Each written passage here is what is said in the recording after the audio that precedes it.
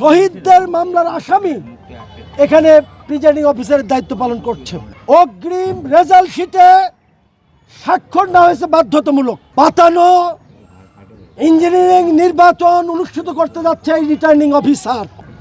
আমি অত্যন্ত ভারাক্রান্ত হৃদয়ে আপনাদের সামনে জানাচ্ছি যে প্রথম থেকেই আমরা যে অভিযোগটা করে আসছিলাম যে বগুড়ার এই রিটার্নিং অফিসার পক্ষপাত দুষ্ট এবং এই কাজ পরিচালনার জন্য যে ধরনের শক্তি সামর্থ্য সাহস দরকার, এই শক্তি সামর্থ্য সাহসের তার মধ্যে অভাব রয়েছে এবং তিনি একটি দলের প্রতি আগে থেকেই দুর্বল হয়ে অথবা বাধ্য হয়ে দলীয় প্রিজাইডিং অফিসার পুলিং অফিসার নিয়োগ দিয়েছিলেন। তার প্রমাণ আমি গতকাল সাংবাদিক সম্মেলনের মাধ্যমে আপনাদের কাছে উপস্থাপন করেছিলাম।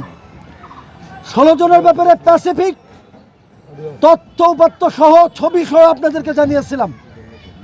জাতীয়তাবাদী ব্যাংকার্স ফোরামের সমিতির সভাপতি পর্যন্ত এই নির্বাচন পরিচালনা প্রিজাইডিং অফিসারের দায়িত্ব পালন করেছে।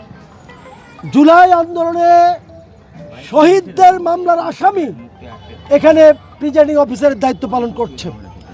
আজকে অত্যন্ত ভারাক্রান্ত হৃদয়ে আপনাদের সামনে বলছি, আমরা যে জায়গায় বসে আছি এই মালতীনগর প্রাইমারি স্কুলের কেন্দ্রে আপনারা ইতিমধ্যেই জেনেছেন যে আমাদের এজেন্টের কাছ থেকে অগ্রিম রেজাল্ট শিটে স্বাক্ষর না হয়েছে বাধ্যতামূলক।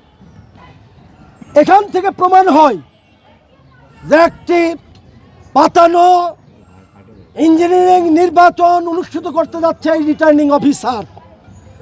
আমরা তীব্র নিন্দা ঘৃণা প্রতিবাদ জানাই। সরকারি কর্মকর্তারা যদি জনগণের বিপরীত অবস্থান নেন, আমাদের দেশে তাদের পরিণতি কি হয় অনেক নজির রয়েছে। আমি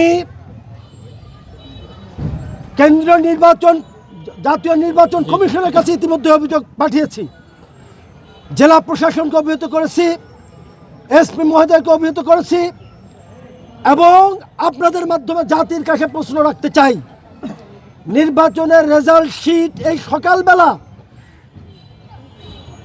এজেন্টের কাছ থেকে বাধ্যতামূলক কেন সই নেওয়া হবে, স্বাক্ষর কেন না হবে? রেজাল্ট কি এখনই ঘোষণা করবেন তারা কি রেজাল্ট প্রস্তুত করে রেখেছেন যে শুধু ঘোষণা বাকি, সুতরাং একটা স্বাক্ষর নিয়ে রাখি? বিষয়টা যদি এমন হয় তাহলে আমরা মনে করব বগুড়ার একটা মাগুরায় রূপান্তরিত হতে যাচ্ছে। আমি বিশ্বাস করি বগুড়াবাসী এই বগুড়াকে আর নতুন কোনো মাগুরা হতে দেবে না ইনশাআল্লাহ।